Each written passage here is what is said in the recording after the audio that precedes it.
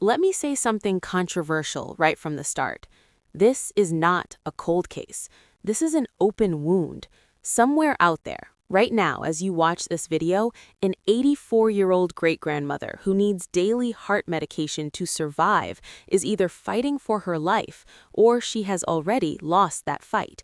And the most powerful investigative agencies in the United States, with tens of thousands of tips, DNA evidence, doorbell camera footage, and a $1 million reward on the table, still cannot tell her family where she is. So before we go any further, I want to ask you something directly. If someone can snatch an elderly woman from her home in a quiet, affluent Tucson neighborhood without being identified, what does that tell us about how vulnerable all of us really are? Think about that, because by the end of this video, you may never look at your front door the same way again. Nancy Guthrie, 84, was not a woman who lived in fear. Born Nancy Long, she raised 3 children largely on her own after her marriage ended.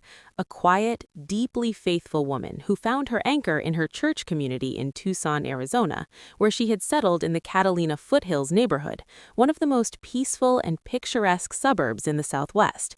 She was sharp as a tack. Sheriff's investigators were careful to note she had no cognitive impairments whatsoever. But she was physically vulnerable. Limited mobility meant she could not walk more than 50 yards unassisted, and she relied on daily heart medication that, without regular doses, could prove fatal within 24 hours. She was a beloved mother of 3, including her most famous child, Savannah Guthrie, co-anchor of NBC's Today show, a grandmother, a great-grandmother, and a woman whose Sunday mornings were built around watching a live-streamed church service with friends. She was, in every sense, someone who should have been safe. Anyone who loved her saw her standing on her own 2 feet. The following morning, Sunday, February 1st, Nancy did not show up for her weekly church live stream. Her friends called her family. Her children went to the house around 11 a.m., searched every room, every corner of the property. Nothing. No Nancy. No sign of struggle, at least not at first glance. Around noon, they called 911. When deputies arrived, the picture quickly darkened. Nancy's phone was inside the house, her medication was untouched, her personal belongings were exactly where she had left them, and then investigators found something that made the case go from missing person to crime scene in an instant: bloodstains near the front door. DNA tested, it was Nancy's blood. Here's my first question for you in the comments. When you heard that an 84-year-old woman was taken from her home in the middle of the night, what was your first instinct about who was responsible? A stranger? Someone she knew? Write it below. The FBI joined the investigation within hours. Pima County Sheriff Chris Nanos was unequivocal. She was taken from her home against her will. She couldn't walk 50 yards by herself. This was not a woman who wandered off into the Arizona night. This was a targeted abduction, and within days, investigators had their first concrete lead. The Nest doorbell camera at Nancy's front door had been tampered with.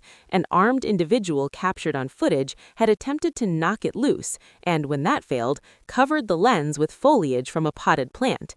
But here is where the case took a stunning turn. FBI technicians, working with private sector partners, recovered footage that investigators initially believed had been destroyed. And what that footage revealed sent a chill through the entire investigation. The masked suspect had been to Nancy's front door before, not just on the night she disappeared, but on an earlier, separate occasion, without his backpack, casing the house. This was not a random crime of opportunity. Someone had watched this woman. Someone had planned this. The suspect was described as a male, approximately 5'9" to 5'10", average build, armed, wearing gloves and a 25-liter black Ozark Trail hiker backpack.